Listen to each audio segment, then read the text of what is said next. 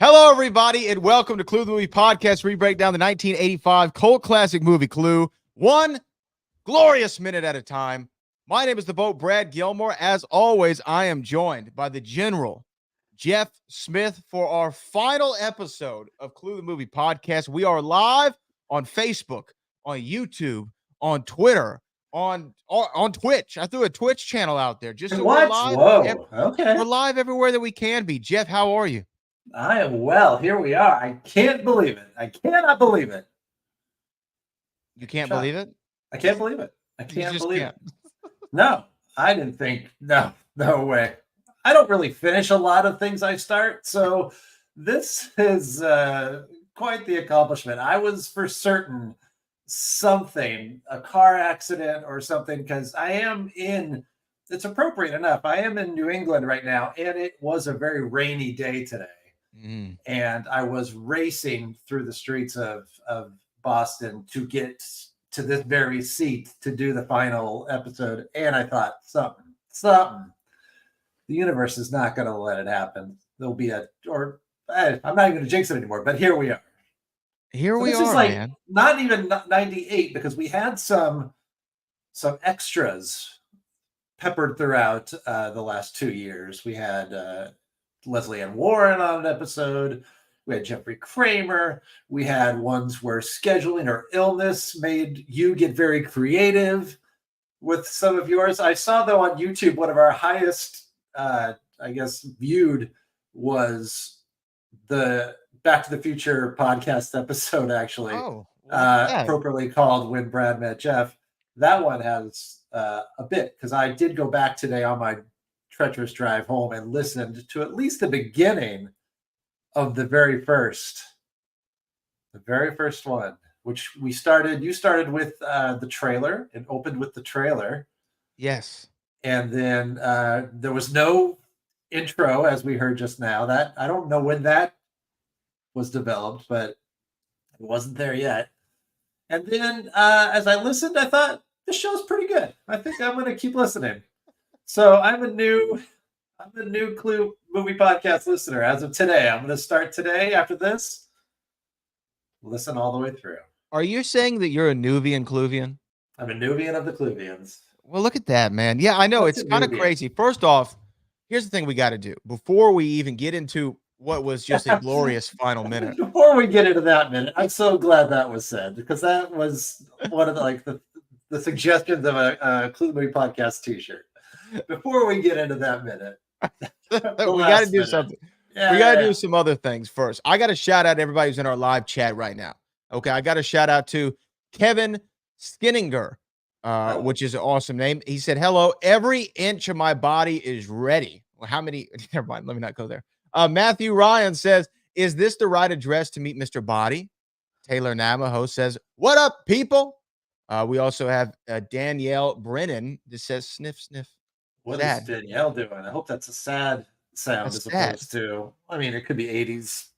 Ben Ripley's in the building. Is everything ready, Mrs. Ho? I don't know. Ben Ripley. We'll have to see. We have another one here. Mara Joy says a podcast will be ready at 5 p.m. Look at that. Everybody came with their Clue quotes. Yeah, we have another one. This is from D Legend 91. Shake, rattle, and roll. You must do them all. You know what I mean? In that order, no less. Yeah. So shout out to everybody who's watching us right now, and also Caleb Blade the Geek. Blade the Geek. So happy I can make it. You guys look great. I know who Caleb Blade the Geek is too. Very nice. He said we look great.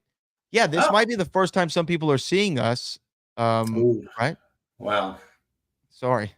There's Brad Gilmore, everybody. That's what you came to see. In a hat, no less. Look at that. Look at this guy. Repping the home team. And also Stacy Crace says, could I interest anyone in fruit or dessert? To which I said, what about coffee or brandy? Jeff, obviously a lot to get into, but one more thing here from our ratings and reviews on the Apple. This one is 5 stars. Here's the title. Are you ready for the title? Yes. Excellent. Now already it's a high bar. It's a super high bar, but it says excellent. Which I appreciate, but that is a good title because usually the titles of our reviews could be taken either way. Exactly. So excellent, unless it's excellent. I'm going to say it's going to be a good one. 5 stars, excellent. Then the first word, and by the way, this is from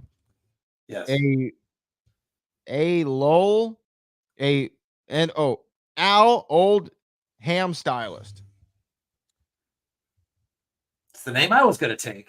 I don't know what that one means, but this is what he says.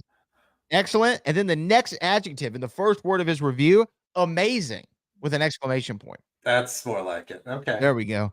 He says, these two gentlemen found one another and created an awesome podcast for all of us Cluvians. I prefer the term Clunatics, but it's been decided. Look at that. We're getting suggestions even in the last episode. We love it. That's okay. Here we go. I almost think that you wrote this. Their tangents are top notch, and the banter between the two is refreshing and organic as can be expected. I love wrestling bits, and I don't even like wrestling.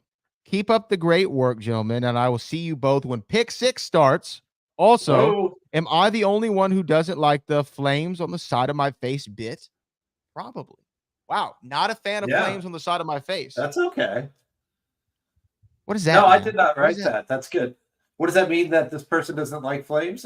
Just doesn't. That's okay. You know what? When I've seen Clue on the big screen, people kind of titter to themselves when that comes on because it's the famous line, but no one really falls in their seats laughing. Other things definitely get that upon repeat viewing, but that's okay. It doesn't have to like everything. That's the beauty of Clue. It's got something for everybody. Yeah, I mean, I think that's what's been so great about the movie. And one of the things that we said from the get-go is how stylistically different the comedy is and how you can kind of find a joke that might resonate with anybody at any level that you find them at, whether it's a poop joke or a Red Scare joke or J. Edgar Hoover joke. Well, we were just talking a few weeks ago about how the Hoover is a vacuum cleanup joke is not a home run. No, not a good joke at all, actually. It's a foul tip into the catcher's mitt, to continue the metaphor, I would say. I would agree with that. You have a Dodgers hat on, which, we're all judging you for. But yeah, no, that's the great thing about Clue. Now, in this final minute, nothing really happens. It's just a credit. It does if you're one of the people named, if you're one of the writers of Shaboom, if you were someone that's been to the Warner's re-recording studio, then a lot is happening. But as far as plot and story and jokes, no, there's not a post-credit scene. What would the post-credit scene be, though, if it were that that's a would be able to great tie into all of them? that's a great question. What's You the know, post-credit scene? oh, well, no, so we know Mr. Body's dead for sure, right? Because like the best thing would be he Well, just gets he up and gets walks up out. and just goes, "Well, that was brutal."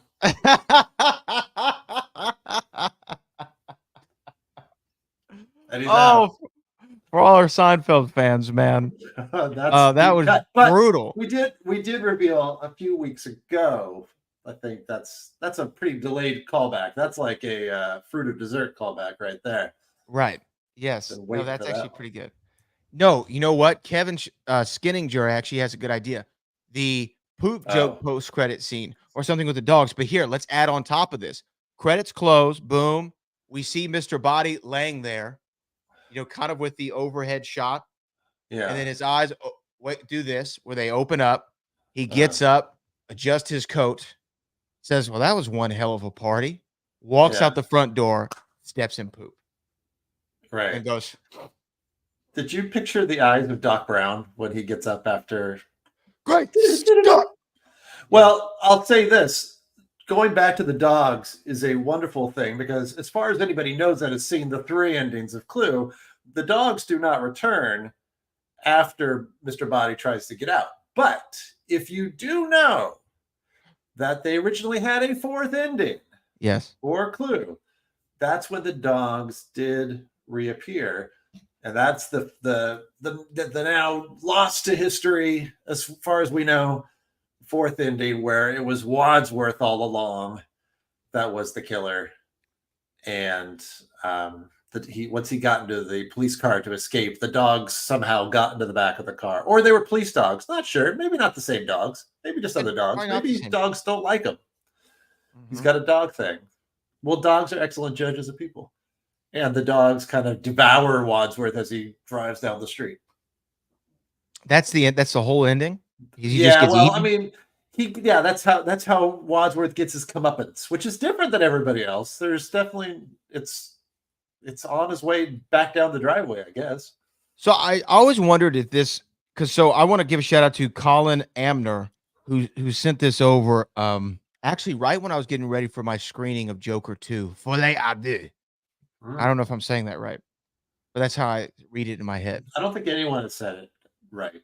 Right? Like, is it a That's folly? the jokes on us. Oh, look at that. Have you seen it? Uh-uh. Are you No, going to? I have not heard good things. Yeah, it's You like okay. everything. You like everything. So for you I to do like just a lot. say it's okay, I was curious because I saw that you saw it. No, I instead went and saw Saturday Night, How was the that? Saturday Night Live movie. I liked it a lot. How's the guy who I plays enjoyed Chevy? it. Is he good? He's good. Yeah. Yeah, he has some good Chevy moments. Look at that. I would say of the people playing the cast members, the gentleman. I wish I knew all their names. The gentleman playing Garrett Morris is probably most spot on. He's really good. The guy playing Dan Aykroyd has some very good Dan Aykroyd moments, and the Chevy Chase is very good too. Look at that. I'm glad to know. I've been meaning to Yeah, check that one out. I will say this about the Joker because it's topical, and I did see it. And it is by the way, topical I at the am. I don't know moment. if you saw. I am a film critic. Okay, I'm in the Yes, Critics' Choice certified. Association, so I have voting Yes, power now. he likes Um, everything. Everybody, be prepared to see Brad Gilmore on a lot of poster ads. you know what? I hope so. I don't Yeah, want to be that. I don't want. I do. Here's my thing. I think from being, and you might see this as well. Like when you know how hard it is to make anything, you yeah, automatically appreciate the fact that they got it to that moment for me immediately. Like absolutely. just the fact that they got this movie in front of me, I was like, "Oh, this is incredible. Yeah, How did they pull this off?" So I have sure. somewhat of a reverence for the filmmaking and really creative process in general that you start off high with me and then it chips away. You know what I mean? I You start off go high. in. Yeah, it starts off Oh, high, then it you chips go away. in like really like I'm rooting for you all, Mhm. and you're like a casting agent that wants the perfect actor to walk in the door, and then they start performing, and it's not what you want. You're like, oh, and Right. you're more disappointed in them. Right. Yeah. So I will say about the Joker, it is not as bad as people say it is, but it is not. It's not great, Okay. But You're here's the kind of thing. like me though. I very rarely say, "Oh, that movie's bad." Oh, that movie's terrible. I usually say, "It wasn't for me." Well, that's like very polite. That's like the it's Yeah, not I'm very it's polite. you, it's I'm very me polite. breakup. Yeah, But for me, no, for, I'm very polite. for me, it was like the acting was so top notch. I mean, Joaquin was great. Lady Gaga was great in the role in which she was given. It seemed like it was cut down a little bit. Yeah, But the story was just a bit disjointed. That's all. It was a little all over the place, but it looks like it's going to be one of the all-time bombs from what I'm reading. yeah. Up there with Megalopolis, which Ooh, is it's a bad bad weekend company. for cinephiles. It is. Go see Um, Saturday Night. but yeah, so good. I had a point in this. Oh yeah, Colin Amner is the Colin, one who yeah. messaged me right before the movie started, and he's the one who said, "Check this out. Juniper needs to create some pulp stories for these. Are you Oh, going to talk about the lost ending where Wadsworth gets his comeuppance okay. and the dog gets a tasty butler treat?" Colin from the UK, listening from the very beginning and very sad, is coming to an end. So he shared this mystery magazine with me. Have you seen this? Oh yes, that is Stephen Andrade. That is the name of that artist. And then what do you know about this? Do you know anything about it? Is this just a Yes, piece of art?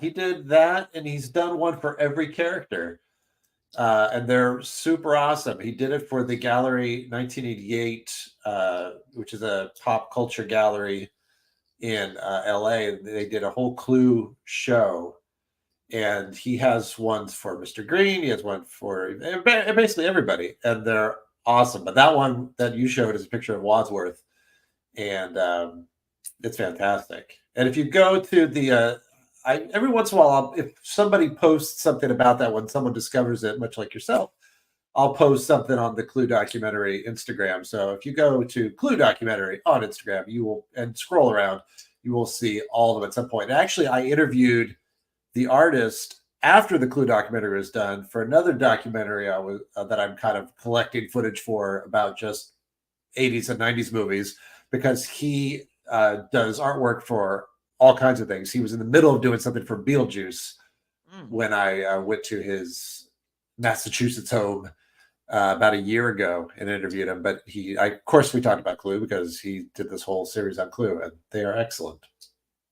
Look But at yeah, that. I had no idea. his thing is he does a lot of pulp style artworks, and that one is definitely pulp style. So yeah, that'd be a cool series if somebody really did it. Well, yeah, no, that'd be awesome. So he has said we should have Juniper come up with a pulp series for Clue the movie. So we will have Juniper show up here toward the end of the program to do that. So just get Excellent. ready because we couldn't have an episode without having Juniper on, our No, AI and she co-host. shows up perfect timing when like we run out of stuff to say. It's like, all right, go It's to kind of what AI. happens. Yeah. Now, this is the other thing I want to encourage people to do because we're gonna just kind of celebrate Clue here on our final episode live on all the socials, as you put it, Jeff. Throw in any comments you want to say about the show, about the movie, questions you might have about the movie, or for either one of us in general. We would love to answer all of those. Right now, Jeff, what I want to go to is we have some people already chatting in their idea for a post-credit scene. So if you don't Oh, mind, I want cool. to go ahead and read a Yeah. few of these. So this is from Danielle Brennan. Someone vacuuming with a Hoover. Okay. Then the joke pays off. Then the joke does pay off. So what do I'm going Okay. right now, as far as Danielle has ideas saved go, it.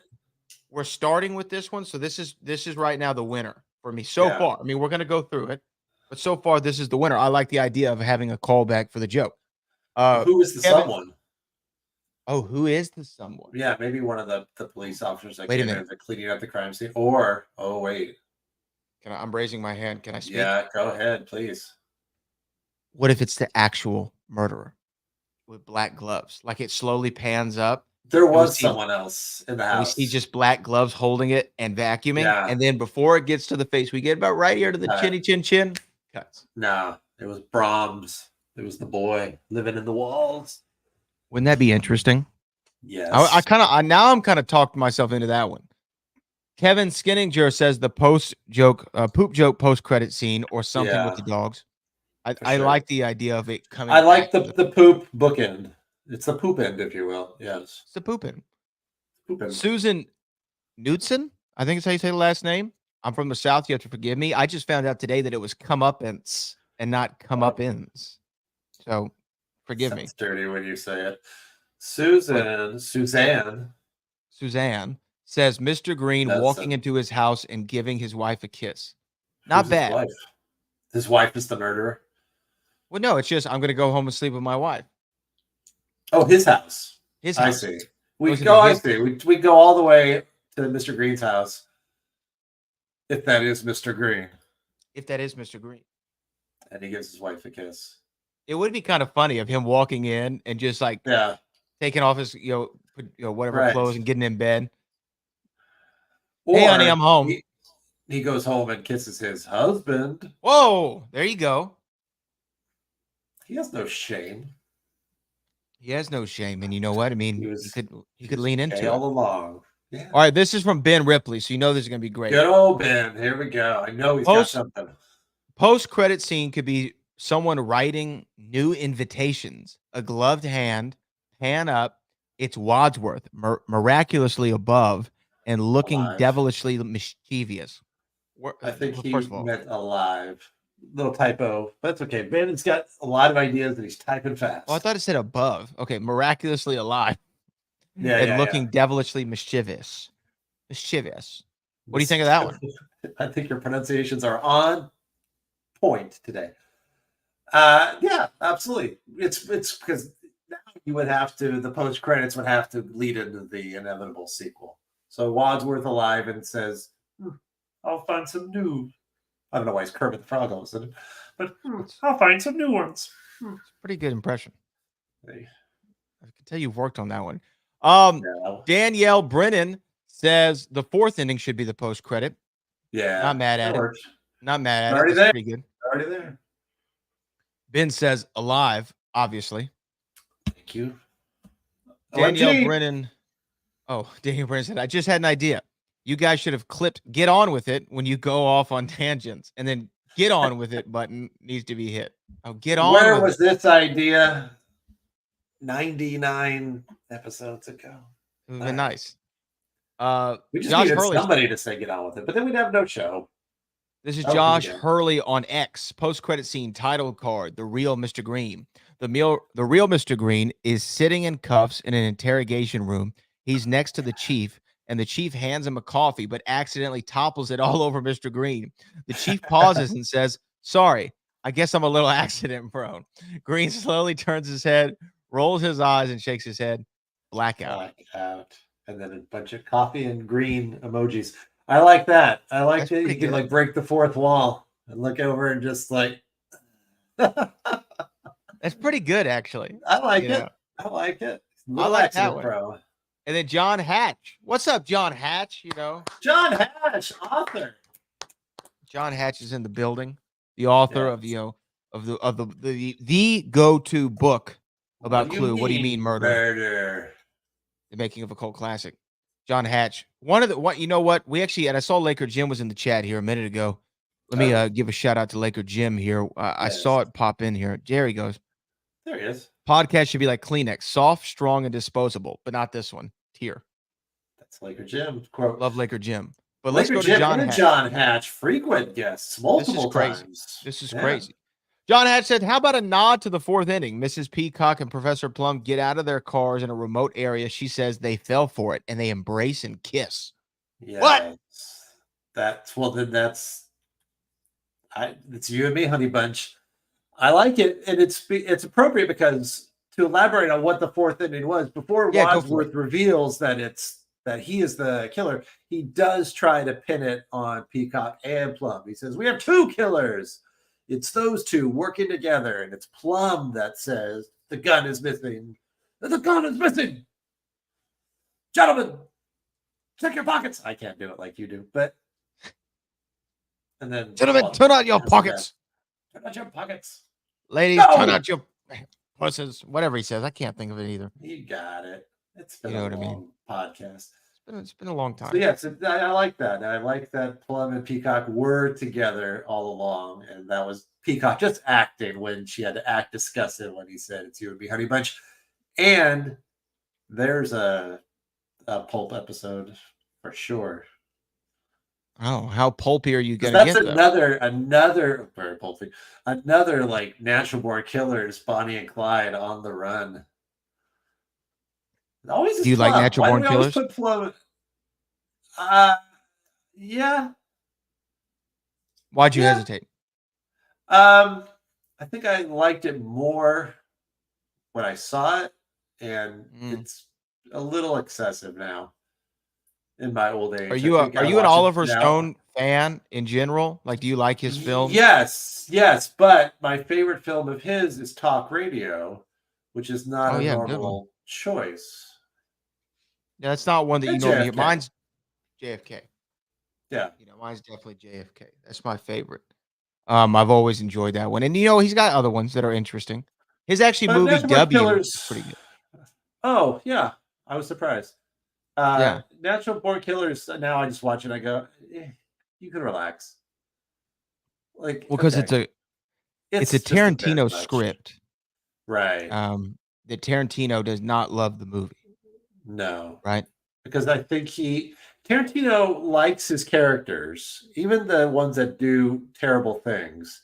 And in the very first scene of Natural Born Killers, where you meet the people that dine, or you meet Mickey and Mallory, they're all just really gross. I mean, he makes Rodney Dangerfield hateable in this movie. And I think that's the difference between Tarantino, I think he likes all his characters. And this movie feels like it doesn't like its characters. They're We're all not supposed to terrible like it. people you're supposed to hate. Yeah, yeah, it's very interesting. And you know what though? That I kind of get Natural Born Killer vibes from the Joker movie. Oh, Little Natural Born Killer vibes. I see. You know. You tell Mickey and Mallory Knox did it. Yeah, I love your Southern accent. You spent Uh, a lot of time now here in the South. I did spend a weekend with, with the Gilmores. You did, man. Yes. Now let me ask you this: how do you think Clue ranks as? Because we started this show during the month of October in 2022. Yeah, Believe it or not, I it's believe it. 2024. How do you think Clue the movie ranks as far as a Halloween film? Do you think that it is it appropriate to throw that one in the rotation? I do. It's an alternative Halloween movie. It's for people that Explain. don't like horror movies. Mm, So it's kind of like how Hocus Pocus has become a very popular Halloween movie now. Um, so it doesn't take place at Halloween like Hocus Pocus does, but it has murder in a funny kind of silly way. So I think it ends up on a lot of lists for if you don't want something terribly scary. This has murder and a couple scenes that are a little scary. And every time someone's about to get bopped in the head, it gets a little spooky. yeah. So I would say yes. It's not a Halloween movie, but it's appropriate to watch during Halloween. It's appropriate to watch during Halloween. I think just because of the haunted mansion vibe. Even though it's Yeah, not for haunted, but sure. it's a vibe of a haunted mansion. The secret passages and The whatnot. We aesthetics. actually got a message on one of the socials that said, "This might be too late, but can you explain the secret passages? I don't know how I don't understand how they work." No, I don't either. So It's because because it's a secret. What do you yeah, mean? it's a Break out. secret passage. If they wanted you to know, it would be a everybody knows passage. I mean, And what do you that's mean? just too It's a many secret. words. A secret's Yeah. supposed to be kept quiet. How are you You don't supposed to tell the find it? secret. Right. Hey, whoa, real quick. Before we continue on with this podcast, I was in Atlanta, Georgia 2 days ago. And I land in Atlanta and I said, you know what? I'm going to rent a car to get around town. So I rented the car the night prior on the Friday afternoon. And I said, you know what? I was looking, this is on Budget Rent a Car. Shout out to Budget. Not really. I was on Budget Rent a Car and they're like, hey, you can get an economy car for $79 for the day. Or you can get a truck for $70 for the day. And I said, well, I drive a truck because I Yeah. live in Texas and it's the law. Yeah, you have to. And so I wanted to bring that into Georgia. Okay, so I make the truck reservation. I don't know. Have you ever been to Atlanta? No. Have you? So you've never been to the Atlanta airport. If anybody in the chat has been in the Maybe. Atlanta, I if don't. Maybe anybody the in the airport. chat has been in the Atlanta airport, drop an ATL for me in the chat, because if you've been, you understand this is. I thought Bush Intercontinental, where you landed here in Houston, was a big airport. No. Yeah. I thought No. LAX was a big airport. No. Hmm. ATL, the Atlanta airport, is so large and so massive, and I'm trying to navigate to it. So this is literally what you had to do. You have to get off the plane. You have to find a little subway that's going to take you to the ground transport baggage claim. Once you get to ground transport baggage claim, you then got to walk up an escalator that takes you up 4 floors to then get onto a sky rail that will take you to the rental car facility. Okay. And you got to walk this whole thing. So from the time I get off the plane to the sky rail to get to the budget rental car, it's about 25 minutes of just walking, which is a lot. In an that's a Yeah. lot of walking in an airport. And there's no moving walkways in the floors I was going to. So I get over to the budget rental car. I see, guess what? No line. I said, this is lovely. I'm going to walk right in, Get my truck. get my truck, prepaid for it. I even went on the app and filled in my driver's license information and insurance so I can make this quick. In and out. That's what I was trying to do. So I go up to the budget lady and I go, hey, last name Gilmore, first name Boat. Can you go ahead and give me my truck? And she says, our computers are down, so we can't access the reservations. And she goes, but I can take your name down. And if you would like to wait, we will process it in the order in which, you came here. And I said, well, how many people in front of me? She said, there are 15 people ahead of me. And then I said, how long am I anticipated to wait? She said, between 3 and 4 hours. To which I said I could walk to my hotel in that time, Yeah. which is literally, I could walk to it in my hotel. So I told her, okay, I'm just going to go ahead and cancel it. I'm going to catch an Uber. Right. And she goes, no problem. Just to let you know, no refunds if you prepaid for it. And I said, wait a minute. Wait a minute. No I problem. know you can take Accept. the reservation. Yeah. You can pay for the reservation. But you can't Hold cancel it. the reservation. You can't cancel the reservation. And then I said, well, that doesn't seem very fair. I wanted a truck, and you don't Your have anything. efficiency was being punished for their computer system. So then she goes, if you really want to get a refund, this is exactly what she said to me. If you really want to get a refund, call your credit card company and dispute the charge, because we will not refund you. That's illegal, but okay. So someone at budget is going to jail now. I don't know if that's, but she just was like, we're not going to refund you, but if you dispute it, they'll refund that. Or you could rob a bank. And not dispute it as fraud, but dispute it as the merchant never gave the item. I see. Yeah. Not a fraud, Jeff. Come on now. Not a lie. You don't have to be a criminal. Yeah, you don't want to do all that. So anyway, hopefully I get my $99.37 back, because that's what it was plus the tax. But where was I going with this? For you. Where was I going with this? Oh, ATL. ATL, not a fan. But that was my Jerry Seinfeld moment. That was my real life Seinfeld moment of going to the rental car place, having a reservation, and then not getting the rental car. That was my Elaine Bennis moment just now, watching The English Patient, as you told that very long story. You don't like The English Patient? Now let me now bring it back to Clue. Which game piece character would have the easiest time convincing one of the budget people to give them a car? Who would be the most convincing? Wadsworth. Well, he's not a game piece. He's not a game piece. For the accent. Oh, well, who's running the store? Yeah. Well, I doesn't actually probably matter. It's probably Miss Scarlet. Right. 100%. Yeah. Yeah. Charming, Oh yeah. pretty. Either way You know you what I slice mean? it. It doesn't matter Yeah. what you need or what you like. She'll get that. She's gonna get a refund. She'll figure it out. Right. And the car. And she will Danielle, jump. See, Danielle says Scarlet as well. Danielle says Scarlet. Suzanne says Scarlet. Yeah, it's D Legend Yvette, yeah. 91 says Scarlet. And then, No, D oh Legend no, he says said Yvette. I'm sorry. Yeah. And then Mara Joy 89 says Miss Scarlet Yeah. for sure. She would flirt her way out of anything. For And then sure. Taylor Namaho said I was going to thinking Scarlet too. So that's Yeah. we're 100% in agreement here. It's absolutely Miss Scarlet. 100%. Good. I'm glad we got that settled. I would have been very sad if we ended the show, the last show. I'll be lying in bed tonight going, well, I think we covered it. Oh no. Car rental. We need to do a bonus. Just Now- let me on the air for 5 minutes. I need to tell everybody, but Scarlett's the answer.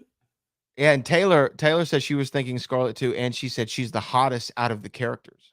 Hey, Taylor. That's what Taylor says. Right.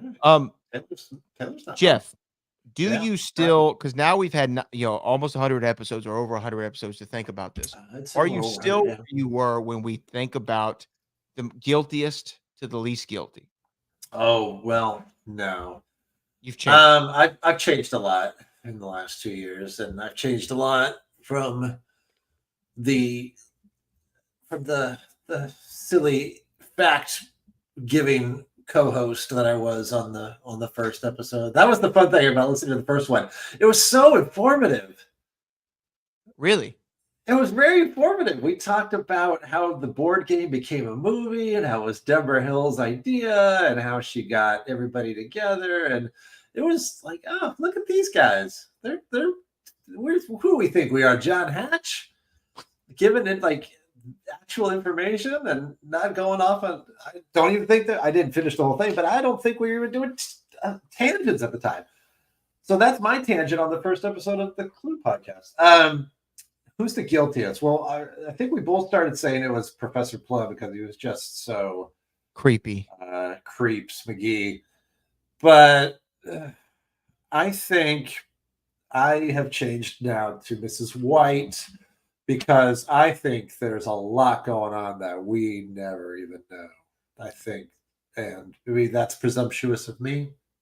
Maybe I shouldn't think that because she denies everything, but that's also why she's also bad news too. She doesn't admit it until the very end that she killed Yvette, but she doesn't admit to anything else. But no. I think she's pretty bad news. So I think murder is as bad as it gets. I think it goes this, and tell me if you agree. I think it goes White, then Plum, okay, then Mustard. Yeah, War Profiteer. Then Mustard. I don't know, because War Profiteer is kind of like a murderer too, though, right? Yeah. Well, a lot of our men die because their radios didn't work properly. So wait a minute. That's what Peacock says. Is Mustard then not the worst? He's caused the most death. And he's making military people die. And we like military people in America. Duh. Yeah. Support our troops. He did not. So that's pretty bad. Ooh. And then Peacock was just taking bribes, but that could have been bad news for people. What's she afraid of? Fate worse than death? But to me, okay, a bribe, maybe you're influencing some legislation, right? Yeah. But it's not and it could be to the level of being a war profiteer. But for me, now I'm rethinking this. I think it's Mustard. Number one. Mustard, 1. Wow. Okay. I think it's White, 2. Then I'm going to go with Plum, 3, Peacock, 4. Yeah. Scarlet, 5. And then Mr. Green. Mr. Green, we don't even know what it is. No. But let's just go off of what he said it was. He hasn't done anything, then. He's done nothing wrong. I don't know. I think Mustard's the new number 1. Okay. Is anybody in the chat giving opinions on this. We have some opinions here. So we're going to go with Josh Hurley first, who says, not to throw a wrench in things, but wouldn't the stranded motorist plead for the refund? He did make his way into the mansion after all. I Would guess. he be the If he best came with the in refund? looking sad and wet. Yeah. Matthew Ryan says Mrs. White is the only answer, although Mustard's actions did cause airmen to die. That's what I'm saying. Yeah. I feel like Mustard's number one now. John Hatch is here, and John Hatch says, people keep calling me during this show, and I know this isn't like a normal time, for me to do something, but like I have people like blowing me up this whole time. Not that I just feel like, can I not have this hour? Anyway, John Hatch says there's so Humble many brag. tangents in the book. Humble brag, by the way. Let me check my phone. Nope, no one. But not even people who like. Never mind. John Hatch says there's so many tangents in the book, and my editor said no. Why are you talking about Agatha Christie and the Goonies? I probably had a Seinfeld tangent in there too. Well, you know what, John? Shout out to you for having an editor because they're really nice. that was smart. Yeah, it's a good idea. It's a good idea. You know what? I will say this because this is our final episode. This is a nice little tease. Jeff helped me on an upcoming book project that we'll be releasing in 2025 that I sent off for edit today. So, I mean, it is finished. Nice. It is completed. And Jeff Smith has a contribution in there. And I will just say, because I don't think I can say it yet, which is kind of silly, but I've been told don't say it yet. But if you know me, and you know the iconography that I enjoy and inhabit and talk about a lot, you know what I mean? There's might be something that people might want to pick up that might be like a better something than a different something that I had at a time. That's all I'm going to say. That's all I'm going to say. What are you reading over there, Jeff? Oh, it's interesting. Oh, yeah. I'm not familiar with that. We're just waiting for you to finish your little. Oh, I'm sorry. Well, anyway, mysterious thing. Sorry about that. John Hatch had tangents in his book. Good for you. That's why we're all friends. Seinfeld seasons. It goes what? 4, 5, for 3, seasons?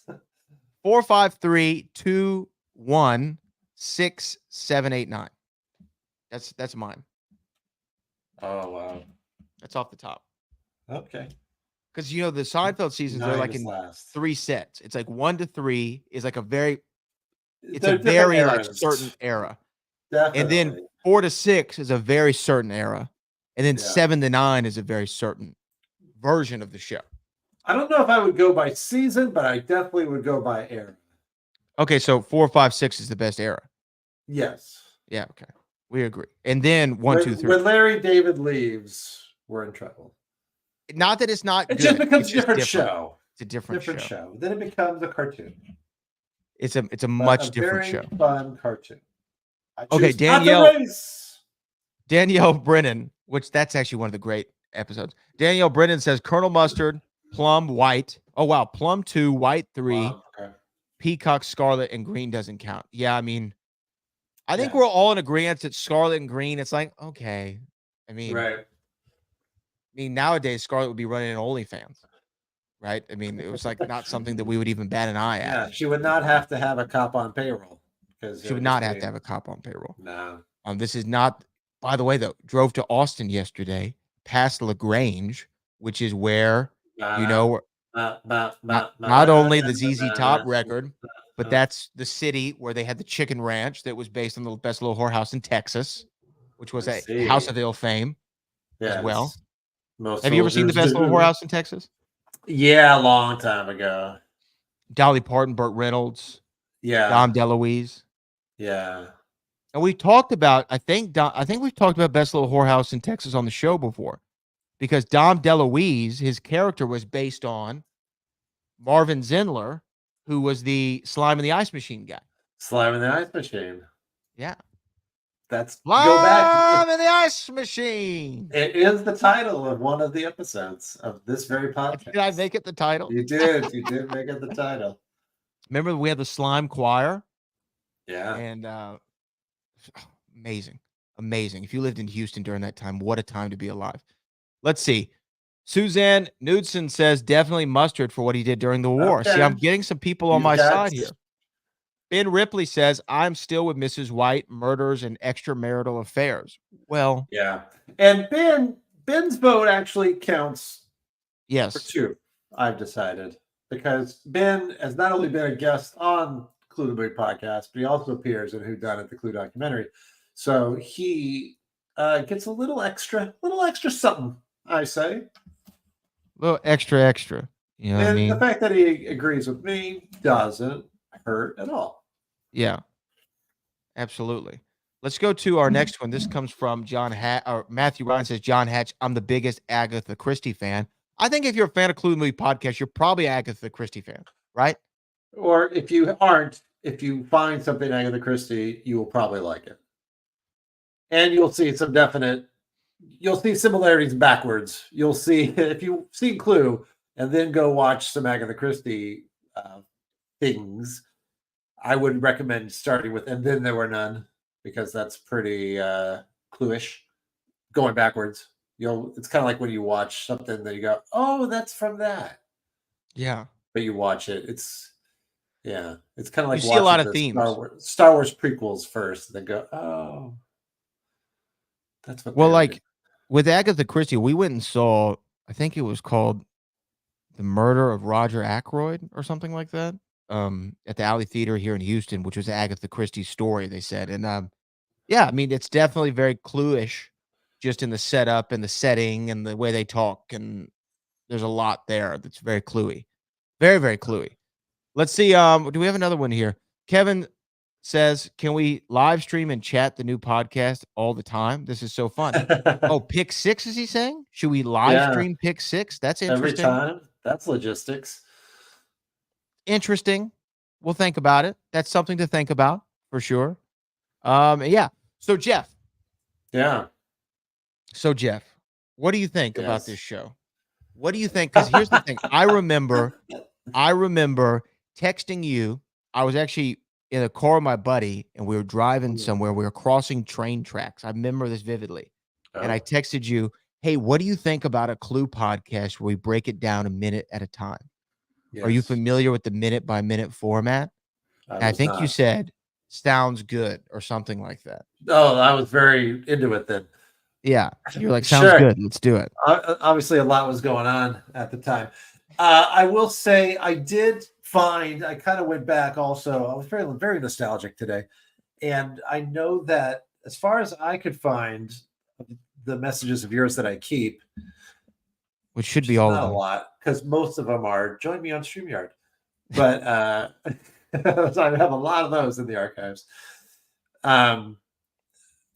It was August, so the idea, it took a while to get that first one knocked out. So it was August, and you and maybe you'll shed light on this. You said, I'm going to email a friend of mine that does this or knows about it. Okay. And then you forwarded me that person's email, and then that kind of explained it. But I thought at the beginning that each of our episodes was going to be 1 minute long. Yeah. So I thought we were just going to watch it in real time, talk about it while it's playing, and then when the clip's over, we're done. And I thought, oh, cool. That'll take an afternoon. We'll just basically watch Clue in an hour and 97 minutes, talk throughout the whole thing, and then you'll chop it up, and that's it. Not much of a commitment at all. And then I think maybe even on the day, like, no, that's you goose. That's not how we do it. That's not how this works at all. Why would we have a minute-long podcast? You goose? You goose? Why would you do that? Like, oh, we can talk more. Okay. And then I thought, after the first one, which was so informative, I think I probably gave away most of what I knew in the very first few, because it was just credits, much like this. Yeah. every little nugget of info that I knew came out. And then I remember thinking before each one, I don't know what we're going to talk about. And luckily, we stopped staying on topic. And that just then it became like, oh, it's my weekly phone call with my friend that just we record. And at some point, we will have to talk about Clue. But if he saw Joker, we'll talk about Joker. Right. And if he's spent inordinate amount of time in the Atlanta airport, we'll talk about that. And then it'll be that, and that's fine because I could always use a friend to talk to, and the timing was good too because I had been living in Massachusetts for a little bit. I didn't know anybody here, and now I'm back. Didn't know anybody here, and so really the days were long, and the timing was really good, and so then it just became like something to keep doing, and it definitely, to be serious for a second, it definitely would lift my spirits. It became something I looked forward to doing, and not even thinking that anybody was going to listen to it. It was just okay because you, God bless you, do all the work. You every once in a while I would remind you, hey, we need to do one. But for the most part, you would say, okay, we're running out. If we like banked a few, then like, hey, we're getting close. And then, you edit. Well, there's no editing, but you put it together and, add the clip and add the music and all that. So the work, Brad does all the work. I just show up and think, I don't know how we're going to talk for 30 minutes. And then we talk for 45. And I usually think, oh, I could have said more like this. And if we weren't doing another one right after this, I would be very sad today, to be honest. I'm very sad that is over. I mean, it is the end of an era as far as I'm sure Clue will come up again. But, this is the last, I did 2 years after I thought once the documentary was done. And also, by the way, the weird thing about listening to the first episode of this podcast, documentary hadn't even come out yet. I talked to you about how like 7 people have seen this, and you're the only one that I'm not like related to or living with that has seen it. I sent you a link. I remember. I'd totally forgotten about that because it didn't come out to streaming for like another almost year after that. So there was a lot of Clue, and then I thought when Clue was done, we kept doing this, and now there doesn't need to be any more Clue, but that's okay because there will be other things. We'll have other movies, to talk about. Yeah, I will be honest with you. So I found the text. Here's the text. Hey, have you ever thought of doing a Clue themed podcast? I think there would be a huge audience for it, and it might help get the documentary exposure. Maybe one of those by the minute podcasts, and we could get a good run out of it. If that's something you'd ever be interested in, I'd love to assist. And then I sent you pictures of me at the live version of Clue in Houston. Yeah. And then I said the live show was excellent, by the way. This is all within, I text you at 10:04 p.m. So I must have just watched the show. So I've got this wrong. You were inspired. I just must have watched the show. And I sent you a link, and you responded an hour and a half later and said, very cool. A Clue podcast, interesting idea. And then I responded the next day. Non-committal. I responded the next day. And again, this is when I was on the train tracks. I said, yeah, man, a Clue podcast could be real fun to do. Let me know if you have any interest in maybe we could set up a meeting and talk more about it. Just a thought. And I thought it could help. I don't know what that meant. And then you didn't say anything back. And so I was obviously really jazzed about this idea. So I text you back a day and a half later. I didn't respond to that? Oh my God. No, I said, let me know what you think. I'd be down to do it. I'm really high on the idea. Now, by the way, again, guys, Jeff and I had one conversation before this. Yeah. Just one talk. Now, you heard it. That was the first time we ever talked to one another. And then your response was this. Yeah. To quote George Costanza, I am down. And then you said, just let me know what we need to do. Yeah. Okay. And that was it. That's better than sounds good.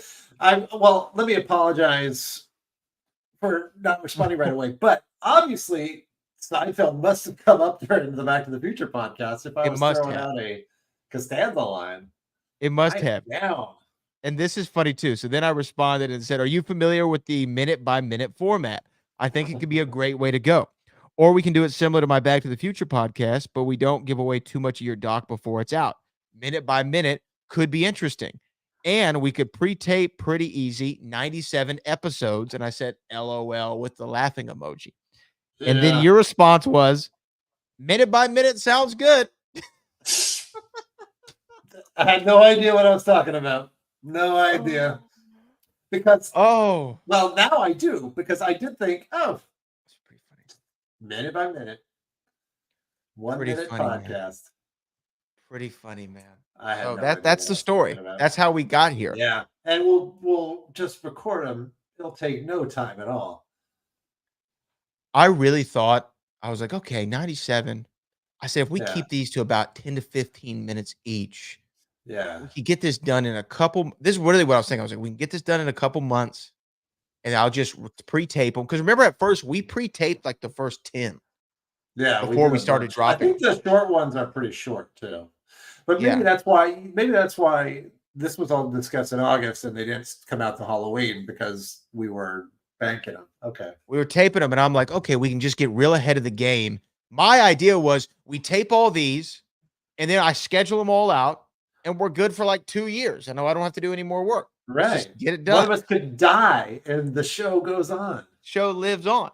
No You know one what I needs to mean? We know. made And then it. at the end, oh, Jeff passed away actually 9 months ago. That would have been pretty unfortunate. But like this It would be. show also made me learn so much more about this movie that I had no idea about. It's Yeah. now in my rotation. People starting to know me as a Clue guy. Like now, if stuff happens Clue related, people who are friends of mine will just text me a link to the story or text me Yeah. a thing about, look at this new Funko Pop or whatever it might be, or piece of merchandise. And I'm like, Yeah. oh, that's cool. Yeah. I guess I'm now like Sure. associated with Clue in the same way it was Back to the Future. And then getting to know you has been a lot of fun, man.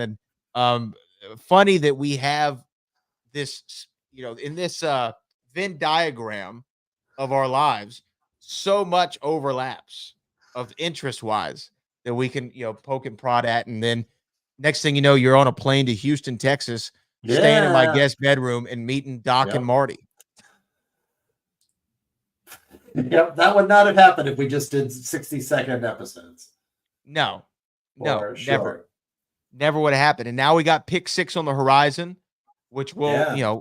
definitely stay tuned to talk about what we're getting to pick 6.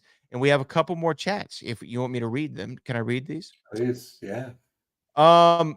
This is from Kevin Skinninger again, who says, did someone else have a Clue Minute podcast planned at some point? I seem to remember seeing a Twitter handle or something years ago. Not that I know of, but Maybe. hey, great minds, right? Yeah.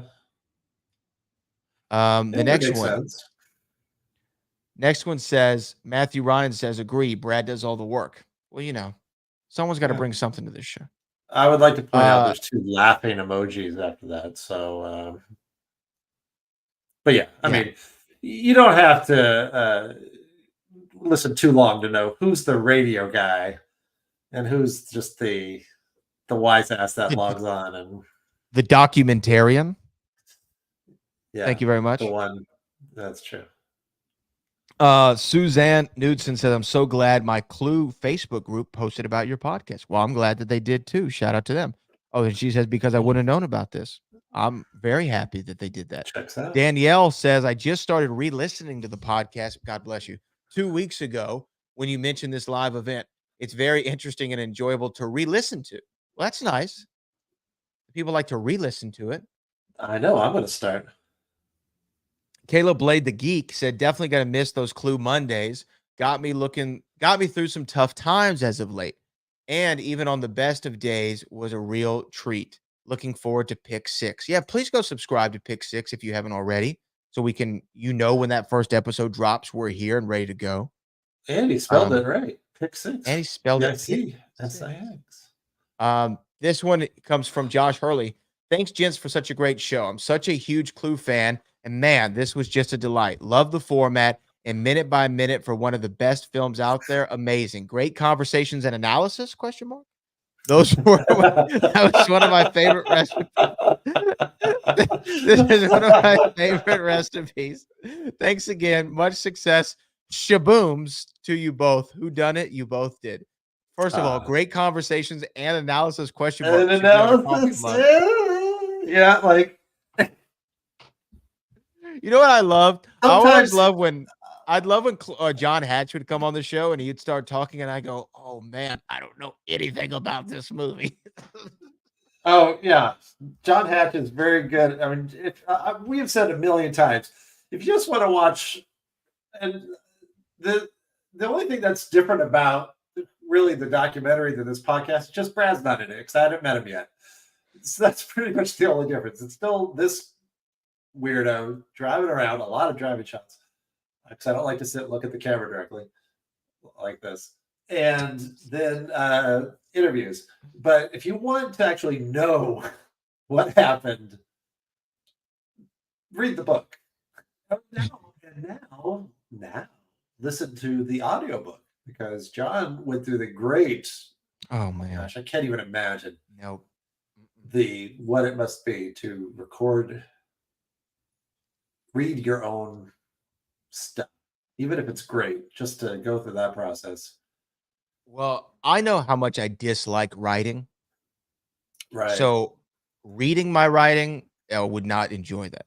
And I would Then not having want to to do hear myself and edit No. myself, even though I'm joking about listening to the podcast again. One of the reasons it took me so long to edit Whodunit documentary, the Clue documentary, is because I would be watching the raw footage of these interviews and I would hear myself asking questions and I would just start screaming at the screen going, "You're stupid. That's the dumbest question ever." Or I'd be like, making fun of myself asking the question, and then I have to stop and walk away and like, why is Michael McKeon even, he's so nice. Why is he listening to me go on and on about whatever I asked him about? Right. Yeah. Shout out to John and John has a everybody lovely voice. So I would and love to hear everybody him. who's been a part of this. We have a couple more that I'm going to read, and then we'll get close to wrapping up here, Jeff. Catherine Giddens said, "I found this podcast in June of 2024. I loved it so much that I abandoned all other podcasts to get caught up. Thanks for keeping it clean and fun." There you go. We kept We're it very clean. clean. Jeffrey Kramer had a little bit of potty mouth, but A little bit. that's all right. That's all right. This He's a is Jaws. He can do whatever he wants. from D Legend 91. That's a great Scott observation about the Clue effect. And you know what? I knew it. Yes, it has to happen. Can I get a great Scott here? Great Scott moment of the week. Can I get a great Scott?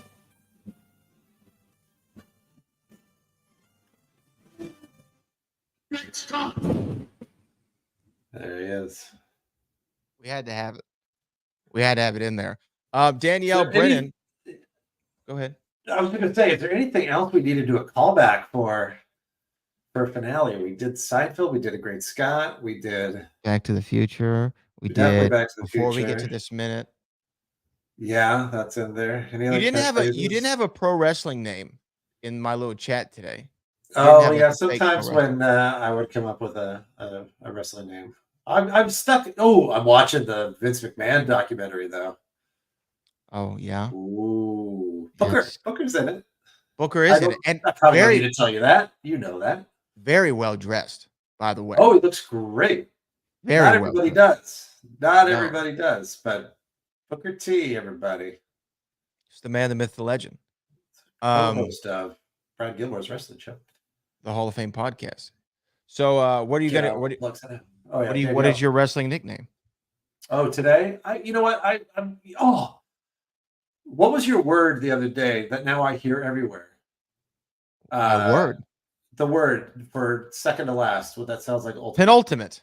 Penultimate. I've heard it almost every day of my life since you said it. I never heard it in my entire life, and now I hear it. I've heard it every day. I was watching a YouTube video and it said, and here, some English accent doing a countdown show because they all have to have English accents. And here, there's penultimate. I'm like, holy moly, we keep it clean. Holy moly, there's that word that. Right. So I'm a big fan of the Penultimate Warrior. So I don't know. I think I found my last wrestling name. The Penultimate Warrior is great. That's a great one. Danielle second Brennan of the says, five. question, favorite all-time line from the film? Second question, line you wish they left out. Ooh. Favorite line. Probably something that's not like a great line. It's probably something that I think every Cluvian has something that they quote Oh, in just normal life, and people don't know that they're doing it, but they know that they're doing it. I know there's a lot of weird movies that I quote, and then sometimes I forget that I'm quoting it. I just know it's something that I say, and then I'll see the movie again and go, "Oh my gosh, I'm quoting Dana Carvey from Trapped in Paradise." I've had that too, where I have the quote, I don't even know where it came from, and then it pops up in the movie. Let's just go. That's from Trapped in Paradise. It's in the trailer too. If you don't believe me, you can watch Trapped in Paradise. So for Clue, is there anything? My favorite line that I would say is it's more of the sequence. He threatened to kill me in public. Yeah. You know, why would he threaten to kill you in public? No, he threatened in public to kill her. Like, I like that. That's always been Comments are good. I think mine, and it's funny because he's not my favorite character, but I think it's my favorite line just because how dark it is. And it's just checking. Everything all right? Yep. 2 corpses. Everything's fine. That's a good one. That just kind of sums up the movie. It's like, yep, just 2. Still good. No one else is dead. But boy, one of the joys and that I wish more people could watch the podcast is watching Brad Gilmore watch Colonel Mustard fall down or bump into things or hit his head on something, because we'll watch the clip. We watch the clip, the 60 seconds before we start. And usually we're not talking through it. We just are watching it. And then I'll just see Brad's shoulders go, and like he'll fall back into his seat, lean back. That's it. And it's always when Colonel Mustard fall down, go boom. Yeah, it's always love those Every ones. time. As far as a line to be left smile out, a lot, but line to be left out. The Hoover joke. Hoover, yeah.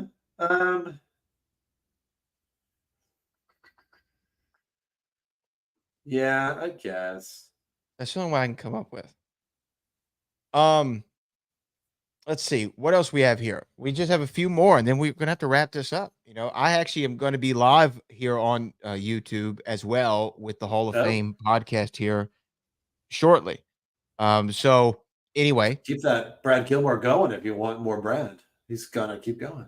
Kevin said Clue Minute joined in 2017 in Twitter. Okay. Oh, hey, guess what? They didn't follow through. You know what I mean? He didn't follow through. Was it? Did I make that? No, I didn't even know what it was in 2017. 2017. Interesting. That's when I started working on the documentary, actually. But I'm surprised that I didn't find that. Did Clue Minute post anything, Kevin? Let's look. In 2017. Let's look. Or Brad, do you have a computer? Clue Minute. Oh, it's like Clue Minute. Wow, you know what? I mean, they were doing something. So it says, "Oh look, those are my DMs. You don't need to see that." Just saw your DMs. What a text. It says Clue Minute, the podcast. Yeah. Clue Minute podcast. Following one person. Somebody was going to do it. Look, Clue Minute. Oh, look at that! I have a green screen. Ooh, and it's green. Why is it doing that? There we go. Okay. Boom, I don't have a green screen. Oh wait, oops. Well, now you're in the newsroom. Come on, man. We got it. This is just terrible. Here we go. This says Clue Minute podcast. Somebody was going to do it, and they didn't follow through. Had 61 followers and was following one person, and the person they were following was the Better Off Dead Minute podcast. Oh, I'd listen to that too. Look at that. Very interesting. Very interesting. And now I'd like you to go. Remember, Juniper has to come on. Don't forget. Is anybody? Did they do anything with the Better Off Dead podcast? It looks like the Better Off Dead podcast was around. Let's read a few more of these, and then we'll get Juniper on. This comes from Taylor Namaho. Do you know what the pick 6 is going to be about? Yes. Oh yeah. Jeff's going to pick 6 movies. I'm going to pick 6 movies, both of which either we both haven't seen them or more likely, one of us hasn't seen them. We watch it and we kind of do a discussion similar to this, where we talk about what we like, dislike, some background on the movie, maybe even have somebody involved in the film on the podcast with us. You never know. You know what I mean? I got plans because everybody knows the first one I'm going with, which is 1996, is The Phantom, starring Billy Zane, It is. Catherine Zeta-Jones, and Christy Swanson. Which, by the way, I gotta say, 96 Christy Swanson, like all time stunner, Yeah. right? Yeah. All Well, time did you say stunner. Catherine Zeta-Jones is in there too? Yeah, 96. Like 96. Oh, I know. yeah. And Billy Zane, And Billy 96? Zane in Billy 96. Zane with Come on, hair? man. This is Apex Mountain. This is Oh Apex boy. Mountain for all That's of them. an embarrassment of wealth. So that podcast is available Riches. on all of your podcast apps. Go ahead and subscribe to it so you can make sure you check out the first episode. DL Legend or D Legend 91 says, I think I messed up in sending a clue discussion question / observation to the contact email address instead of through the Clue Facebook. Well, then Jeff would have gotten that. So maybe I it didn't might go have. through. But look, you already know how good I am at answering things. I did Let's respond to Barry see. Gilmore for a day and a half. Here we go. We're gonna read a couple more and then get Juniper on. James, this is Laker Jim, says it's been fun, interesting ride. Monday commutes won't be the same without you guys. Thanks for letting me be a small part of it. Hope to have you on 5 Minutes of Fletch coming soon. Oh. Oh, do we watch So Fletch 5 minutes at a time? Is that That's what we're efficient. doing? So Laker Jim has the Fletch cast, which is excellent. I have appeared kind of on the Fletch cast. I had a question that was answered. My voicemail was featured. There you go. Well, the Fletch podcast is how I found out about you and your documentary, Yeah. which is what brought us together. Laker Jim. So, okay, that's pretty much all. Oh no, here we go. One more question. Says, if you could pick a character to play in the movie, who would you pick? It has to be someone you are confident you would do a good job at playing. Okay. I think we've done this because I know my answer right away. It's the motorist. Oh yeah, that's a great one. That's as good as I could do. I'm gonna go with I Body. would love to be Wadsworth, but come on. Yeah, I can't pull that off. I'll go with Mr. Body. I feel like I could pick that Okay. up. Oh yeah, and he's very well dressed, which you are as well. So you would have like the cool shoes and the gift wrapped weapons, and I would just come in wet and with a broken car. Wet and broken car. We got Zach who's here. What's up, Zach? Heading home Yeah, from work. Zach. Need to catch up. Had to check in with you guys. What's going on, Zach? Man. Zach. And then Kevin says, I finally need to watch Fletch. Yes, you do. Yeah. Okay, Jeff. Before we wrap this up, we got to bring Juniper on. What are we asking Juniper? We were asking Juniper, to do pulp versions of Clue. Okay, so just come up with a pulp version of Clue movie. Yeah. So we're bringing Juniper up here. Well, see if she's gonna... Juniper. Hi, Juniper. Are you here? Can you hear us? Loud and clear. What's up? Hey, Juniper. Welcome back to Clue the Movie Podcast. How are you? Hey, I'm doing great. Thanks for having me back. How about you? How have you been? You know what? I've been lovely. And Jeff is lovely. We're actually doing the final episode of Clue the Movie Podcast. How does that make you feel? Wow, the final episode. It's a bit bittersweet, but I'm honored to be part of it. This podcast has been such a fun journey through the world of Clue, and I'm excited to be here for its grand finale. What's on the agenda? Well, look, I'll tell you what's on the agenda. I'll tell you what's on the agenda, Juniper. Okay, wait your turn. All right, I appreciate you, but wait your turn. What we're going to ask Juniper is, can you come up with a pulp version story for Clue the movie based around it or whatever you want to do, but something about that. Got it. All right, picture this. Clue the Midnight Murders. The story unfolds in a shadowy noir setting. Our beloved characters, Colonel Mustard, Miss Scarlet, Professor Plum, Mrs. White, and Mrs. Peacock, are reimagined as gritty, hard-boiled archetypes. The setting? A decrepit mansion on the outskirts of a rain-soaked city. where our characters have been lured under mysterious circumstances. The power's out, the doors are locked, and the body count starts to rise. Each character harbors a dark secret, and it's clear one of them is a cold-blooded killer. It's a race against time as the remaining guests unravel clues, navigate double crosses, and dodge danger at every turn. Will they catch the murderer before becoming victims themselves? It's Clue meets classic pulp fiction with a dark, suspenseful twist. Who do you think would be the prime suspect in this version? Oh, what do you think of that, Jeff? What is your feedback to Juniper? Juniper. Let's hear it, Jeff. I'm here. What's I don't like her. Oh, no, she scares me. Who's the suspect? I think, Juniper, you are the suspect. me, the suspect? Now that's a twist. I guess I better keep an eye on my alibi. But hey, in a mystery as dark as this, anyone could have a hidden agenda, right? Oh yeah, I'm gonna be honest with you, Juniper. That's a little frightening. It's hitting a little too close to home. All right, with you She thinking about an immediately alibi. went for an alibi right away. Oh, But boy. Juniper, can I ask you another question? Of course. Go Okay. ahead. Okay, What's on your mind? I'll tell you what's on my mind. But what do you think of Jeff Smith, the director of Clue, of Whodunit, the Clue documentary? What is your thoughts about him? Jeff Smith? He's a talented filmmaker, no doubt. Directing a documentary like Whodunit, the Clue documentary, takes a deep understanding of the original film and its legacy, and he's managed to capture that essence.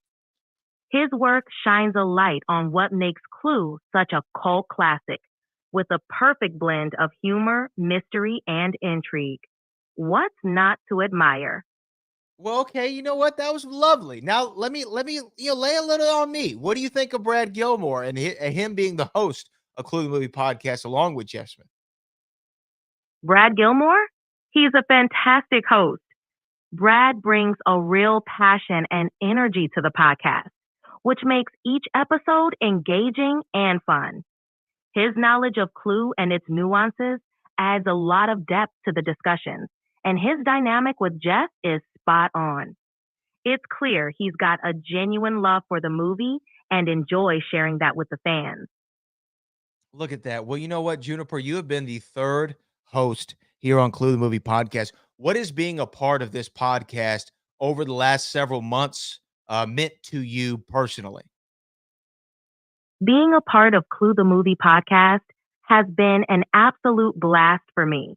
It's been such a joy to dive into the world of Clue, exploring its layers, its humor, and its enduring charm with such passionate fans.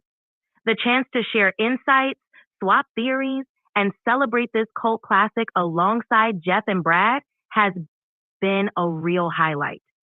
It's like being part of a big, enthusiastic family that truly loves a good whodunit. Well, Juniper, thank you for joining us on the finale of Clue the Movie podcast. We appreciate you. Thank you so much for having me. It's been an honor and a whole lot of fun. I'm looking forward to seeing what's next for both of you and the Clue community. Until next time, keep solving those mysteries. Now, come on, man. Juniper with an all-time appearance Oh, on Clue the Movie podcast finale. Don't trust her at all. She went right to well, I guess I need an alibi. Sure Because did. that is Skynet. Make no mistake about it. Oh, yeah. I was never there. I want to know what her alibi would be. What does an AI alibi? Oh, wait a minute. You can't spell alibi without AI. Oh, you can't. You got an A and an I. They're not right next to each other, but you got an A. Then it's and the you got an beginning. I. It's the end. It's alibi. First of all, I'm offended that she said the Clue community and not the Cluvians. It hasn't caught on to the AI world yet. Well, Jeff, here it is, man. We're wrapping this thing up. We want to shout out to all the fans of this podcast. God bless your souls for enduring these 2 years of shows with us. What do you have to say though, Jeff? I mean, do you have any final words for everybody here? Oh boy, what's left to say? Did we talk about which Clue character would do the best getting her rental car Yes, we refund. got to Good. that. Okay. Well, then, okay, that was the most important part. I had that written down somewhere.